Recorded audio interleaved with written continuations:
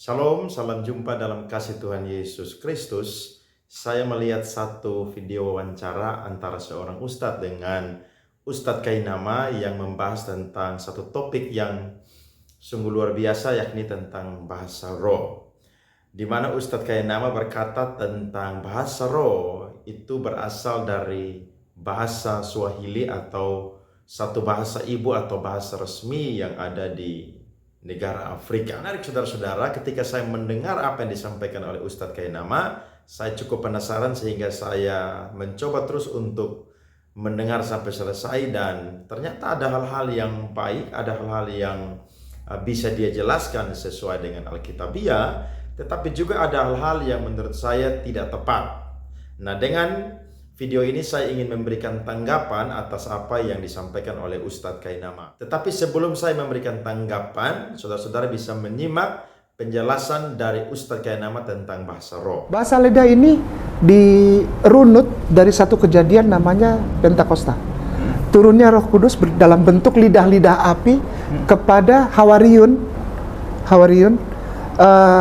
di Yerusalem. Setelah 40 hari yang kemarin kita baca tuh, beliau menampakkan diri, lalu diangkat menurut versi kekristenan, menurut versi Bible. Nah, turun lidah-lidah. Nah, setiap orang berbicara dalam bahasa, bukan bahasa yang tidak dimengerti, tapi bahasa dari setiap orang yang mendengar mereka bicara. Sekali lagi, Hawariyun itu tiba-tiba di atas kepalanya itu seperti angin bergemuruh, lalu turun seperti bentuk lidah api. Semua orang melihat itu. Nah, ketika lidah api ini hinggap di atas kepala dari para Hawariyun, maka dia berbicara bahasa asing, bukan bahasa roh yang tidak bisa dimengerti, tetapi bahasa yang dimengerti oleh setiap orang yang mendengarkan dia. Karena yang mendengarkan Hawariyun pada saat itu dari Kirene, Libya, dari Nigeria, dari Mesir, dari Asyar itu apa Asyar? Ya, pokoknya Asyar. Lalu Arab, orang-orang Roma yang berbahasa Yunani, semua macam-macam bahasa, bahkan bahasa kampungnya. Itu ketika dia berbicara, orang, kok bahasa Arab? Bahasa saya. Lo kok bahasa Inggris? Bahasa saya. Lo kok bahasa Yunani? Bahasa saya. Lo kok ini bahasa Kirene, Libya? Bahasa saya. Bahasa Mesir? Bahasa saya. Begitu. Bukan bahasa yang kacau-kacau seperti tadi itu. Aslinya bahasa roh itu ya. Itu namanya the language of tongue. Kekuasaan yang turun untuk menguasai lidah. Tongue itu lidah. Saya bertanya kepada Tuan Guru, Nah, insya Allah. bahasa roh apa yang biasanya dipakai oleh dari gereja karismatik? Begini, ada satu Jawaban beliau Nah, adalah bahasa roh itu mendapatkan ilham dari Roh Kudus, sehingga muncul akhirnya ide untuk menyampaikan bahasa roh itu sesuai dengan kehendak hati. Dan apa terjemahannya? Kata beliau, nggak ada terjemahannya, pokoknya itu bahasa roh dari ilham dari Roh Kudus. begini kisahnya itu. Kalau di dalam gereja-gereja modern, terutama gereja karismatis, Iya. itu ada istilahnya yang tadi language of tongue atau bahasa lidah atau bahasa roh itu, ya. Sebetulnya berasal dari, maaf ya, bahasa Swahili. Pernah dengar Swahili? Belum. Salah satu suku di Afrika. Swahili. Mirip yang di apa? God Must Be Crazy gitu. Seperti begitu, seperti begitu. Bahasanya aneh. Salah satu contohnya gini. Pernah dengar gini? Mungkin saya nggak tahu. Apakah Anda pernah dengar ini, Ustadz? Abinar gonar ganer mama koreka, mama koreka, mama koreka. Ini lagu sekolah minggu. Mama koreka, abinar gonar ganer mama koreka, kokoa, kokoa, kokoa.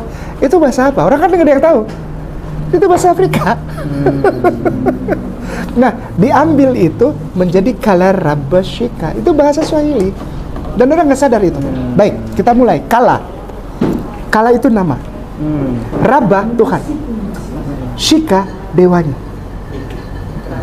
Ayo. Dan orang nggak ada yang tahu itu. Itu bahasa bahasa Swahili. Kok bisa jadi Afrika ya? Terserah orang.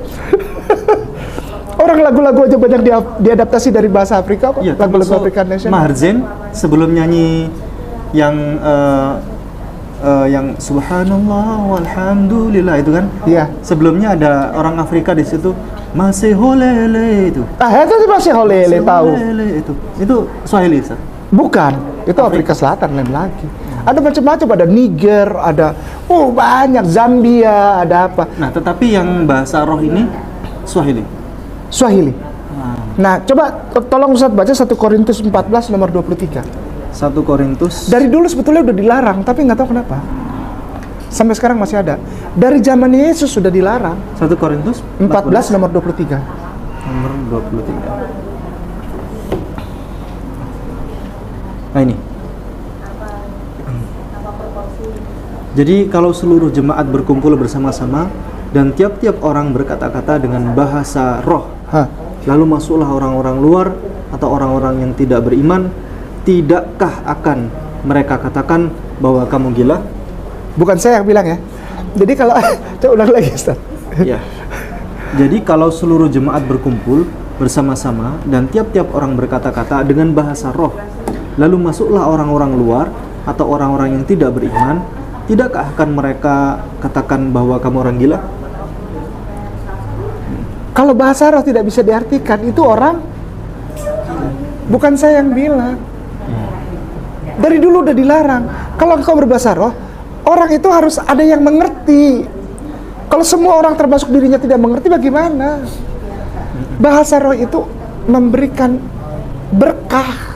Ya, saudara-saudara, ada 2 hal yang disampaikan oleh Ustadz Kainama. Yang pertama, dia berkata bahwa bahasa roh adalah bahasa yang berasal dari negara Afrika, yakni bahasa ibu atau bahasa resmi orang-orang Uganda, orang-orang Tanzania, dan juga orang-orang Kenya, ataupun juga bahasa Uni Afrika.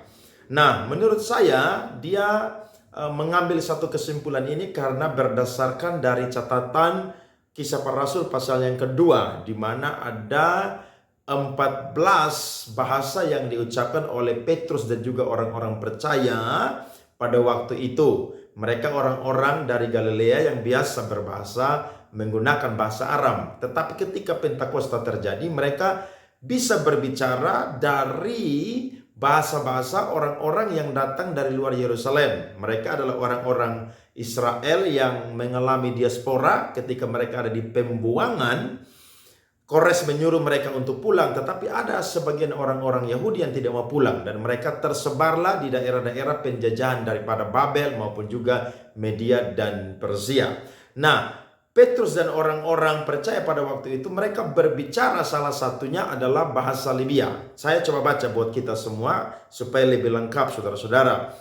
Di dalam Kisah Para Rasul pasal yang kedua, ayatnya yang ke-6 sampai ayatnya yang ke-11. Ketika turun bunyi itu, berkerumunlah orang banyak. Mereka bingung karena mereka masing-masing mendengar rasul-rasul itu berkata-kata dalam bahasa mereka sendiri. Mereka semua tercengang-cengang dan heran lalu berkata, bukankah mereka semua yang berkata-kata itu orang Galilea? Bagaimana mungkin kita masing-masing mendengar mereka berkata-kata dalam bahasa kita sendiri, yaitu bahasa yang kita pakai di negeri asal kita? Kita orang Partia, Media, Elam, penduduk Mesopotamia, Yudea dan Kapadokia, Pontus dan Asia, Frigia dan Pamfilia, Mesir dan daerah-daerah Libya.